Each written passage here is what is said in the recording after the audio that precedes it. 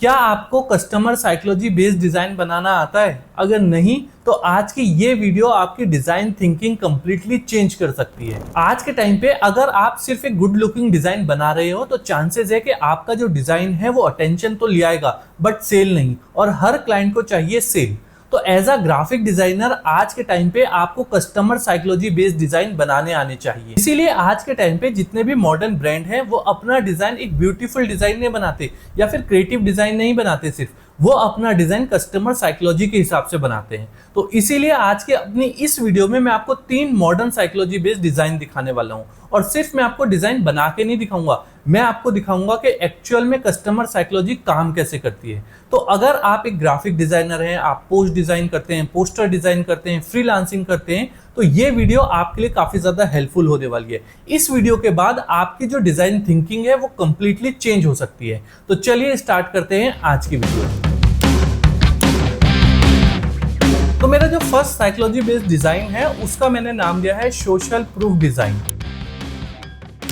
आज के टाइम पे हम लोग बहुत ज्यादा प्रेफर करते हैं ऑनलाइन शॉपिंग करना, और आपने एक चीज नोटिस करी होगी ऑनलाइन शॉपिंग करते हुए कि जब भी आप किसी प्रोडक्ट को खरीदते हो तो उस प्रोडक्ट के रेट देखने के बाद में आप उस प्रोडक्ट की रेटिंग और रिव्यू चेक करते हो। अगर उसकी रेटिंग अच्छी है, उसके रिव्यू पॉजिटिव है, तो आपका एक ट्रस्ट बिल्ड होता है और आप उस प्रोडक्ट को खरीद लेते हो।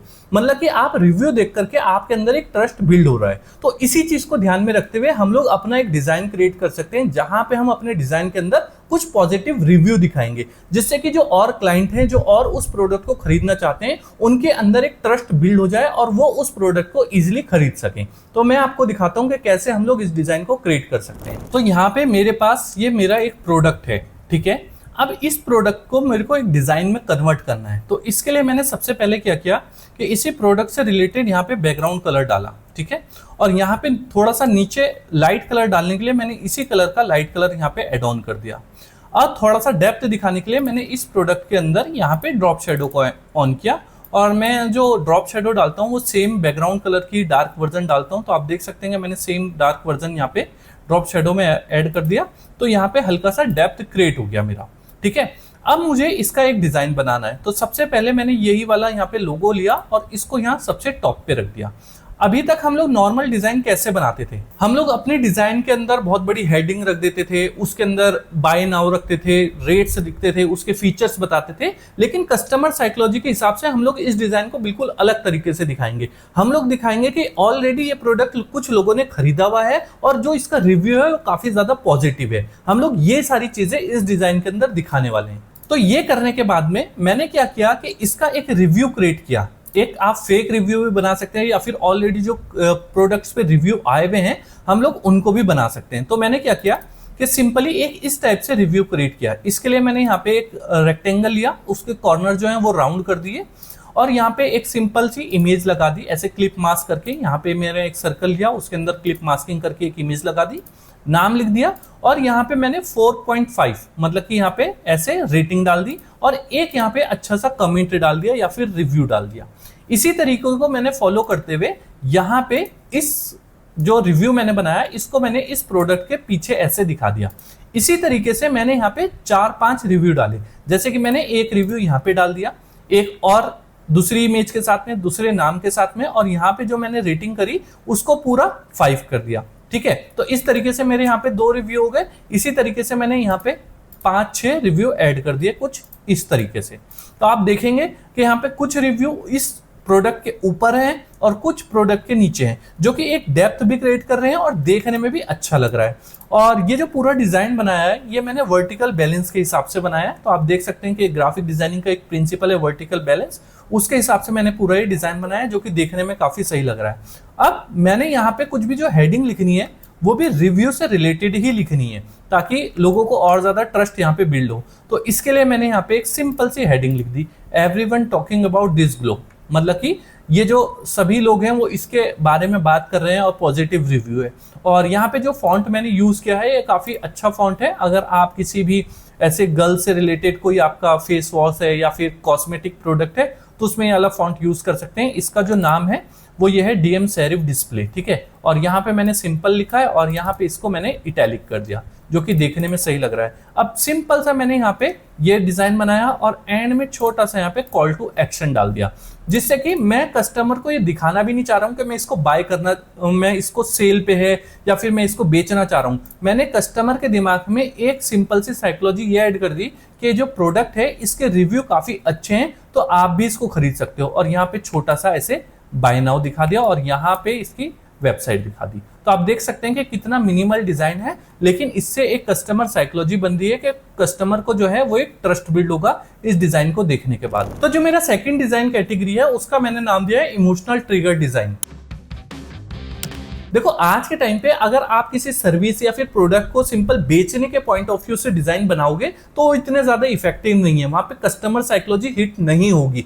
लेकिन अगर आप उसी सर्विस का बेनिफिट दिखाने की कोशिश करोगे अपने डिजाइन के थ्रू, तो जो आपकी टारगेटेड ऑडियंस है उसकी जो एक इमोशन है वो ट्रिगर होगा, उसको पता लगेगा कि मैं क्या मिस कर रहा हूं और इस सर्विस को लेने के बाद में क्या बेनिफिट मिल सकता है। तो मैं आपको यही चीज दिखाने वाला हूं कि कैसे हम लोग अपने डिजाइन के थ्रू जो हमारी टारगेटेड ऑडियंस है उसके इमोशन को कंट्रोल कर सकते हैं, ट्रिगर कर सकते हैं। तो मैं यहाँ आ गया हूँ फोटोशॉप में और मुझे एक डिजाइन बनाना है पेंशन प्लान पे, कि जो रिटायर होने के बाद में पेंशन मिलती है उसके ऊपर एक डिजाइन बनाना है।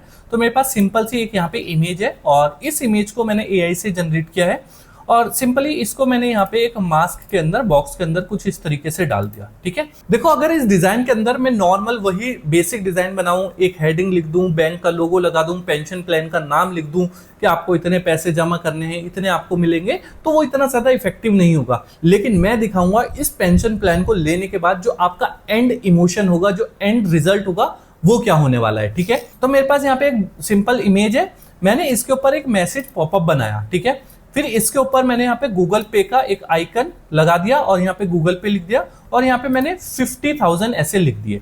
अब इस डिजाइन को देखने के बाद ये लग रहा है कि इस बंदे को 50,000 मिले हैं और ये काफी ज्यादा खुश है। और इसके ऊपर मैंने यहाँ पे एक लाइन लिख दी, मंथली पेंशन रिसीट। अगर मैं इस डिजाइन को कुछ और तरीके से बनाता तो वो इतना ज्यादा इमोशन ट्रिगर ना करता, लेकिन जब आप इस डिजाइन को देखोगे तो आपको पता लगेगा कि एक मंथली जो पेंशन है वो रिसीव हुई है। और यहाँ पे जो मैंने गूगल पे लगाया है वो क्यों लगाया है, जबकि जो अकाउंट में पैसे आते हैं वो बैंक अकाउंट के नाम से आते हैं। गूगल पे इसलिए लगाया क्योंकि आज के टाइम पे हर एक बंदा गूगल पे यूज करता है और गूगल पे का नाम सुनते ही उसके माइंड में एक रिसीविंग मनी या फिर सेंड मनी वाला ऑप्शन क्रिएट होता है, एक इमोशन क्रिएट होता है। तो इसी चीज को ध्यान में रखते हुए छोटी छोटी सी चीजें कस्टमर साइकोलॉजी की जो कि हम अपने डिजाइन में यूज करते हैं। ठीक है, तो मैंने ये किया। अब इसके बाद में सिंपली मैंने यहाँ पे बॉटम में जो बैंक का नाम है, जैसे मैंने फॉर एग्जांपल एसबीआई के लिए बनाया तो एसबीआई का लोगो और एक छोटी सी यहाँ पे हेडिंग डाल दी, रिटायरमेंट के बाद भी सिक्योर फीलिंग। ठीक है, smart planning for a relaxed future. यहाँ पे मैंने कुछ भी चीज ऐसे बेचने की कोशिश नहीं करी कि मेरा ये रिटायरमेंट प्लान है, आप इसको ले सकते हो, पेंशन प्लान है। और लास्ट में मैंने यहाँ पे एक प्लान फॉर योर फ्यूचर कुछ इस टाइप से यहाँ पे हैशटैग डाल दिया। तो इस टाइप से आप देख सकते हैं कि जो डिजाइन है ये देखने में कितना ज्यादा सिंपल है, लेकिन जो मेरी टारगेटेड ऑडियंस है उसका जो इमोशन है उसको कंट्रोल कर पा रहा है। उसको इस डिजाइन को देखने के बाद ये फीलिंग होगा कि हाँ मुझे भी ऐसे पैसे रिसीव हो सकते हैं अगर मैं इनकी ये वाली पॉलिसी या फिर ये वाला प्लान लूं। तो मैंने अपने थर्ड डिजाइन कैटेगरी को नाम दिया है यूआई ड्रिवन डिजाइन। देखो आज के टाइम पे हम लोग मोबाइल का इतना ज्यादा यूज करते हैं तो दिन भर हम लोग यूआई से घिरे रहते हैं, जिसको हम लोग यूजर इंटरफेस बोलते हैं। मतलब कि हमारे को पता होता है कि ये बटन है, ये कॉल टू एक्शन है, ये हेडिंग है, ये सारी चीजें हमारे को पता होती हैं। अगर इसी यूआई को हम लोग अपने डिजाइन के अंदर डाल दें तो जो हमारी टारगेटेड ऑडियंस है उसको उस डिजाइन को समझना काफी इजी हो जाएगा। और अगर आपका डिजाइन इजी तरीके से समझा जा सकता है तो उससे रिजल्ट भी काफी अच्छे आ सकते हैं। तो इसी चीज को मैंने कैसे इस डिजाइन में अप्लाई किया है मैं आपको दिखाता हूँ। फॉर एग्जाम्पल मुझे एक फ्रेंच फ्राइज का एड बनाना है, तो मैंने ना यहाँ पे एक देखो आप बहुत ही कैंडिड टाइप की फोटो ली है, बहुत ही रैंडम फोटो ली है। और वो किस लिए लिए, अगर मैं यहाँ पे प्रोफेशनल फोटो लेता, एक प्रॉपर फोटोग्राफी एआई से करवाता या फिर नॉर्मली फोटोग्राफी यूज करता, तो क्लाइंट को लगता कि मैं प्रोडक्ट सेल करने की बात कर रहा हूँ, प्रोडक्ट को अच्छा दिखाने की बात कर रहा हूँ। लेकिन मैं यहाँ पे सिर्फ एक यूआई के थ्रू क्लाइंट को दिखाना चाह रहा हूँ, टारगेटेड ऑडियंस को, कि ये है और इसका प्राइस ये है, आप इसको बाय कर सकते हैं। ठीक है, तो यहाँ पे इसको लेने के बाद में मैंने यहाँ पे अपना लोगो लगा दिया उसके बाद में मैंने यहाँ पे एक ऐसे बॉक्स बनाया जिसमें मैंने यहाँ पे राउंड कॉर्नर वाला बनाया और यहाँ पे इसको मैंने ऐसे दिखा दिया एरो के थ्रू। अब यहाँ पे कॉर्नर्स हम लोग फ्लैट भी रख सकते थे, राउंडेड रखा क्योंकि ये एक सॉफ्ट कैटेगरी में आता है जो प्रोडक्ट है ईटिंग वाले, तो मैंने यहाँ पे इसका जो कॉर्नर है उसको राउंडेड रख दिया। ठीक है, इसके बाद में अब ये क्या चीज है उसको मैंने दिखाया और यहाँ पे इसकी थोड़ी सी सब हेडिंग लिख दी कि फ्रेंच फ्राइज है, क्या क्या चीज है वो सारी यहाँ पे लिख दी। अब मुझे इसका प्राइस दिखाना है तो मैंने सिंपल यहाँ पे एक बटन बनाया और कहाँ से इसको आपको बाय करना है, क्या वेबसाइट है, तो उसके लिए भी यहाँ पे एक छोटा सा बटन कुछ इस तरीके से दिखा दिया। और यहाँ पे फिर मैंने नीचे इस डिजाइन को बैलेंस करने के लिए, इस कॉर्नर पे लोगो था तो इसको बैलेंस करने के लिए यहाँ पे macdindia.com ऐसे वेबसाइट भी डाल दी फिर से। तो आप देख सकते हैं कि एक मिनिमल डिजाइन है, बट जो मैसेज मैं देना चाह रहा हूं कि फ्रेंच फ्राइज है, इसका प्राइस ये है, आप यहां से बाय कर सकते हो, वो काफी इजी जा रहा है। और ये डिजाइन इतना मिनिमल और इजी क्यों बनाया, क्योंकि आपने नोटिस किया होगा कि जितनी भी यूआई होती है, फिर चाहे आप फेसबुक चलाओ, जीमेल चलाओ, काफी ज्यादा इजी होती है, आपको पता होता है कि कहां पे क्या चीज है। इसी तरीके से इस डिजाइन में मैंने रखा है कि क्या प्रोडक्ट है, उसका प्राइस क्या है, कहां से आप खरीद सकते हो, और एक यूआई बॉक्स में डाला है जिससे कि जो कस्टमर है, जो टारगेटेड ऑडियंस है, उसको इजिली ये सारी चीजें समझ आ पाए। तो अगर आपको मेरा ये मेथड पसंद आया जहां पे मैंने अपने डिजाइन को ब्रेक थ्रू करके दिखाया, कस्टमर साइकोलॉजी के बारे में बताया, और अगर आप चाहते हो कि मैं और भी वीडियोस लेकर के आऊं कस्टमर साइकोलॉजी के ऊपर जहां पे मैं आपको अलग अलग तरीके के डिजाइन करके दिखाऊं, तो आप मुझे कमेंट करके बता सकते हो। सो आई होप आपको आज की वीडियो पसंद आई होगी। अगर वीडियो पसंद आई है तो प्लीज वीडियो को लाइक करें, चैनल को सब्सक्राइब करें। मिलते हैं अपनी नेक्स्ट वीडियो में एक नए टॉपिक के साथ।